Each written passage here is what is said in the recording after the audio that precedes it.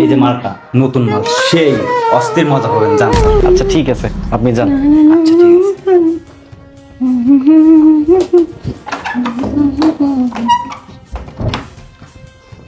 এই শোন, আমার হাতে সময় নেই, আমি কাউন্টারে টাকা দিয়ে আসছি, যা করবি তাড়াতাড়ি কর।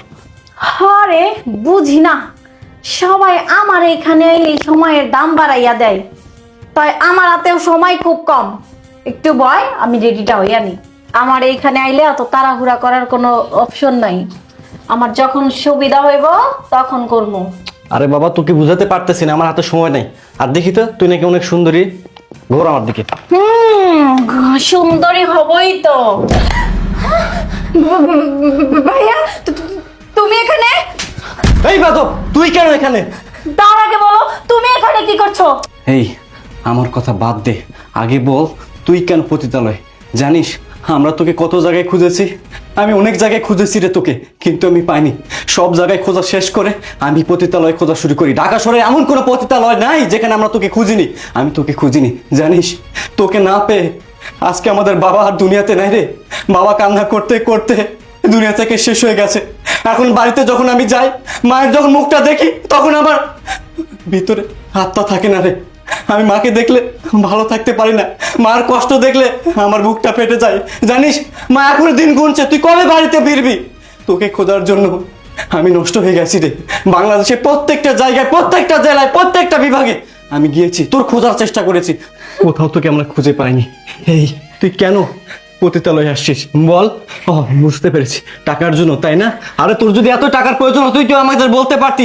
আমরা কি তোকে কোন টাকা দিছি? তুই যখন যা চাইছিস তাই দিছি, তাহলে কেন এমন খারাপ পথ তোকে বেছে নিতে হবে বল?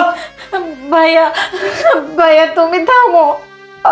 আমি এসবের জন্য আসিনি ভাইয়া, আমি টাকার জন্য আসিনি, বিশ্বাস করো।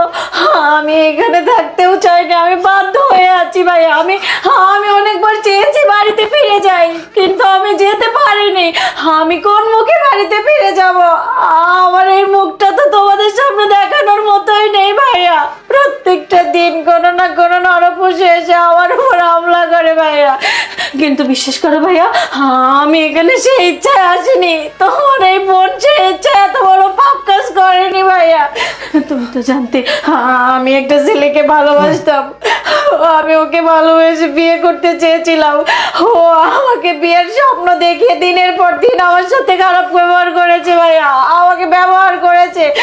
একটা সময় ওর সন্তান আমার ঘরে আসে, আমি ওকে সেটা জানানোর পর ও আমাকে বলে সন্তানটাকে অ্যাবর্শন করিয়ে ফেলে ও আমাকে বিয়ে করবে। আমি ওর কথাতে আমি তাই করি ভাইয়া, কিন্তু বিশ্বাস করো ওর কথা রাখেনি, ও আমাকে বিয়ে করেনি ভাইয়া। না করে আমাকে এই নরকে এনে ফেলে রেখে গেছে ভাইয়া। আমি এখান থেকে যেতে চাই, আমি আমার মায়ের কাছে যেতে চাই ভাইয়া। চুপ কর নুপুর, চুপ কর। তোর কথা শুনে আমার কলিজাটা ফেটে যাচ্ছে রে। জানিস, মা তোকে দেখার জন্য এখনো পথ চেয়ে বসে আছে। আর তোর আর এখানে থাকতে হবে না, তোকে আমি এখনই নিয়ে যাব। চল বোন, চল চল। চলো।